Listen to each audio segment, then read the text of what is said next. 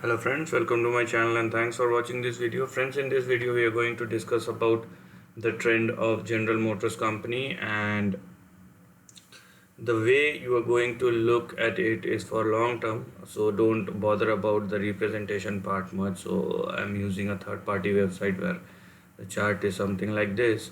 So you can probably consider the chart from 2010 and the way the chart has performed. So this is a monthly chart, so it's for long term, and the way the chart has moved is completely flat.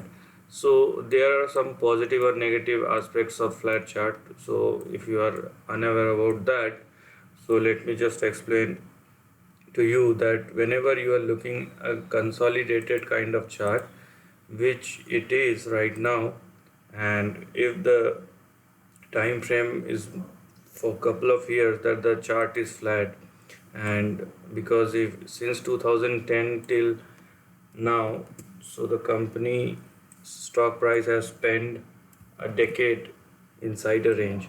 So when a stock moves like this, because in a span of 10 years there are lots of things which has happened. So if the company's stock price is unable to perform, then there are some things which makes this kind of a stock price pattern. So understand this, and in this kind of pattern where the stock price wasn't move and still is not moving beyond a range, we should not try to exaggerate ourselves for the same. Okay, so for us, the target, the long term target or the long term resistance would be at around 47.14, and the support will be 14.4. Okay, which was the previous or recent low in March 2020. So unless the stock price moves above 47 or $48 and stay above that, we can't say that a big trend or a new trend is about to happen.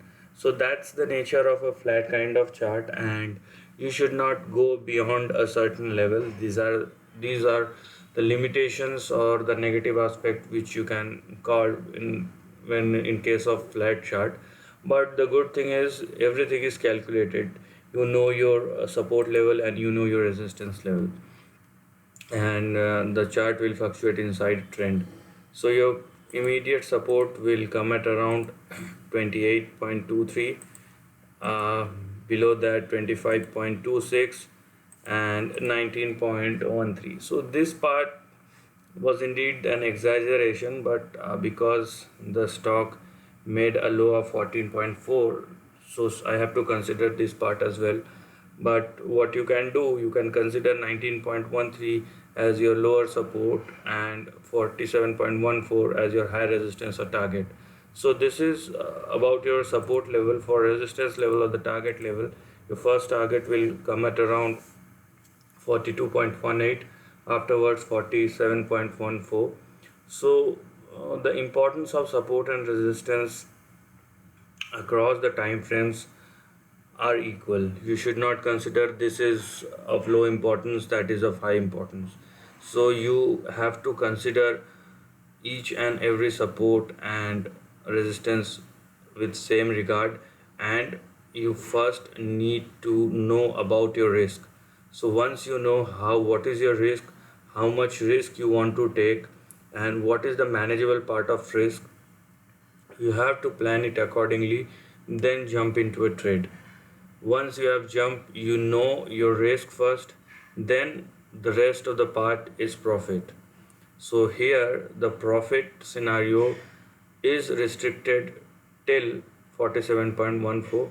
So let the stock stay above and sustain above 47 or 48, and once the stock do that, then you will think about the next trend. So the next trend is just the replica of previous trend. What does it mean in technical terms is something like this. So if the stock will move beyond 47, so we are going to measure the length of this trend, which is 144%, and we can replicate the same thing once it crosses uh, $47-48. So the next target after $47 and $48 will be around 110 to 120, to be precise 114. So there is no exact number, that's why I said 110 to 120, but there is a caveat because this is a conditional thing. So, and it will happen once this longer term resistance will break on the upside. Okay, so this is the end of the video. If you like this content, do share your thoughts in the comment section and subscribe my channel. Lastly, take care of your family and friends.